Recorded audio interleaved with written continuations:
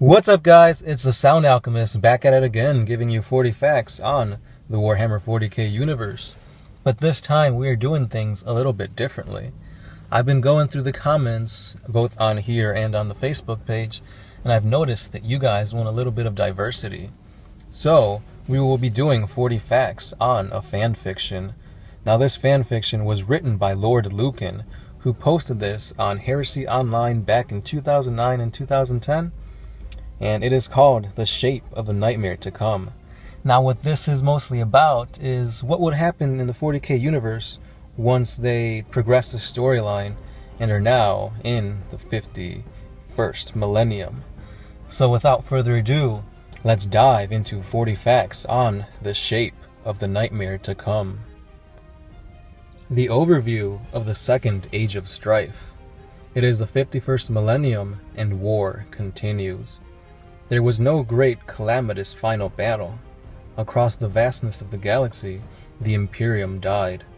Not with a bang, but with a whimper. The chaotic empire of humanity crumbled, its enemies too many, too great, and too terrible to imagine. The great conflict of Octavius had no victory, a war without end. In the fiery chasm of strife, the Locust and the Green Holocaust fused, as beast looked upon barbarian, and both saw the other as kin. The new entity spread with a speed of undreamt by the orc or the tyrannid. War and hunger melded into a singular desire to ravage, rape, and remake all in the image of the new devourer. The devourer's hybrid nightmares were regenerative and spore-born, combining into a grand horror which murdered the galaxy, leaving naught but fragments as it left. Metallic sentinels of unflinching dread rose up on some worlds, leaving them safe from the new devourer Wa, but instead made them slaves to the silver sentinels and fodder for their glowing metal gods. The Eldar race, who had held onto life for so long, slowly winked out of existence, one craft world at a time. Eventually, even the rumbling hearts of the avatars fell silent, for a time. In the dead craft worlds, something slithers through the infinity circuit to this day. Unfortunately, the great god of the dead, Yanid, is trapped within this infinity circuit, howling its mournful song into the darkness, eternally hungry in its desire to wreak vengeance on she who thirsts. The Tau, naive in their hopes of unity, expanded into a realm of corpses and ash. Every world they came across was dead. The hard and unpleasant task of terraforming each world turned the Tau into bitter, self-righteous beings. They were disgusted at the actions of their predecessors and vowed to not understand their fellow races, but to purge them. Only the Tau could be trusted with worlds. They decided that all others must be cast out. Watching, their patron laughed his sardonic laugh as his puppets were twisted into terrors. The Golden Throne finally failed. No one knew for certain what happened to the Emperor, for once the throne fell, no vox or astropathic transmission ever came from Terra again, as warp storms engulfed the planet. The shattered remains of humanity had neither the power nor the will to return. All that is known is that the Astronomicon died with the death of Terra, sputtering to nothing over the course of 500 years. Eventually, the Imperium, its coherency lost by the splitting of its forces against the new devourer and the sudden surge in warp storms, was shattered like glass. Chaotic cults stampeded through humanity like electrical surges in an ancient power grid. With the death of the Emperor, the Inquisition finally lost its grip of unity, and most died, killed by the more powerful within its once hallowed ranks. The greatest Inquisitor lords seized whole systems for themselves, becoming feudal kings and ragtag warlords. The Church also shattered, becoming nothing more than a series of minor cults, all save for Ophelia. The Adepta Sororitas withdrew from as many worlds as they could, and gathered around Ophelia and nearby systems.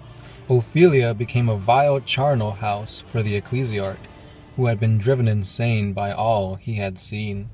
He gathered his canonesses, abbesses, and witch hunters together to put billions to the torch. Any system within range of short warp jumps, as navigators could no longer make long jumps due to the warp storms, of Ophelia were terrorized by the Imperial Church, who searched desperately for someone to blame for this nightmare. It is said that in those days 100,000 petty Imperiums were created from the carved-up corpse of the Imperium of Man, each claimed legitimacy and claiming to be led by a leader chosen by the Emperor himself. Some even claimed to be the Emperor reborn. Humanity, so scared in their huddled masses, believed this heresy without question, too afraid to imagine a universe without their father and protector. The noble Space Marines fared little better. Most chapters utterly disintegrated as their forces, who fought individual missions across the galaxy, found out that they could not return to their chapter masters. In the darkness and loneliness, many Marines chose the only path they knew: war. They became rogues and near bandits, pillaging Imperial worlds for the war effort, as they could say, in justification for their actions. It was said that the White Scar and Raven Guard warbands were the worst, as they were so swift and ruthless in their pillaging. The Black Templars retained most of their original fervor and merely continued their crusades. They became full worshippers of the God Emperor, and High Marshal Dorstros declared a new and greater crusade, to destroy every human that did not submit to them and the God Emperor, and to purge everything and everyone else. Their zealotry blinded them to their own heresies, as more and more leaderless Marines, desperate for orders and purpose, tagged alongside their crusade. Millions of ragtag Imperial Guard and massive mobs of Imperial cultists quickly joined the Crusade's march across the stars. Soon their depleted numbers, drained from the wars with the new Devourer, had nearly reached 2,000 Astartes, representing the second largest single group of Marines still in existence, second only to the Grand Sicarium. Yet no matter how large their crusade got, the Templars were not but a band of raving fanatics. Ultramar was renamed the Grand Sicarium under their new ruler, Cato Sicarius. His realm became a holy site for the other Ultramarine successors, their fractured remnants gathering around Ultramar like a swarm of flies. Sicarius declared himself High King, decreeing that those under his protection should worship him as a god. Sicarius became the ruler of his own little empire. The angelic Marines and ordinary mortals under his decree became his worshippers. Upon Macragge itself, the fortress of obsidian was crafted. The heads of Agamon and Calgar were stuck upon great steel pikes, a grim demonstration of Sicarius' desire to rule over all. Ultramar became a darker place in those centuries. Those Forge worlds, still intact after the collapse of the Imperium, either fell to chaos or dragon cult invasions.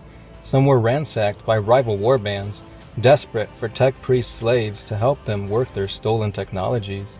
Those slaves became bartered like currency amongst the various larger petty Imperiums. Some Forge worlds simply sealed themselves off from the galaxy entirely, their fabricators for once preferring ignorance over knowledge of what lay beyond. Chaos became a raging torrent in these dark millennia, rising to levels of corruption not seen since the Age of Strife. Worlds were dragged into the warp as whole planets were overrun by rogue psychers, madmen, and monstrous space marines. The Chaos Legions became virtually indistinguishable from rabid bands of former loyalists. Some groups slaughtered in the name of the Dark Gods, others just slaughtered. Abaddon the Despoiler seized massive swaths of space around the Eye, being careful not to disturb the new Devourer as it blundered around him. Dodging like a skilled swimmer, giving a swarm of predatory fish a wide berth, he avoided them. Abaddon and his 78th Black Crusade plunged into the Sol System. It is there that the legend tells of the War of Two Spheres. Here, Abaddon faced the army of the Dragon Transcendent, a vast army of fallen Mechanicus, and those same Silver Sentinels that already plagued thousands of worlds. The confrontation was epic in scale. Warp-spawned magic and demonic machinery, as well as weaponry, battled arcane weapons of unimaginable power.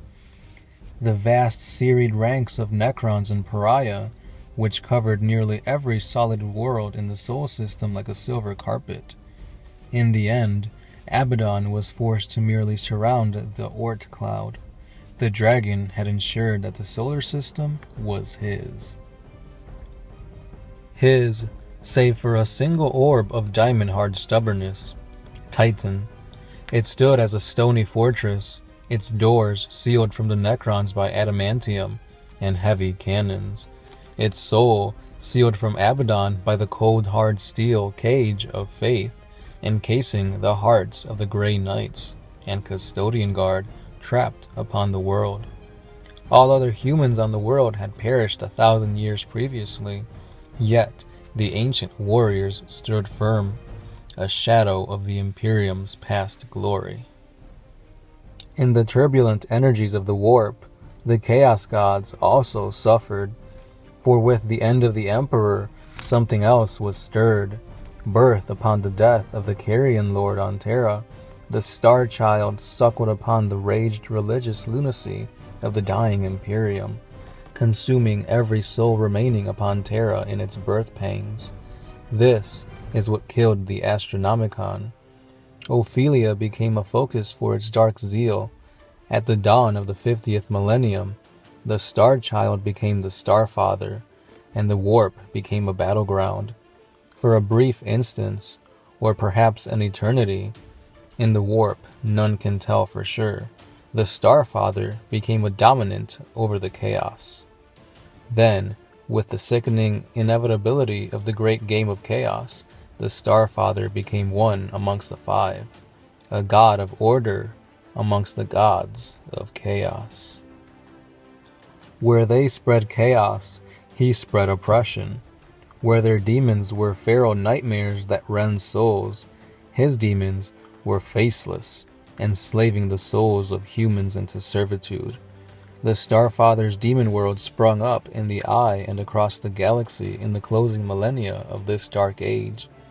They were globes of featureless gold, with golden faceless demons, and billions of mindless, empty humans.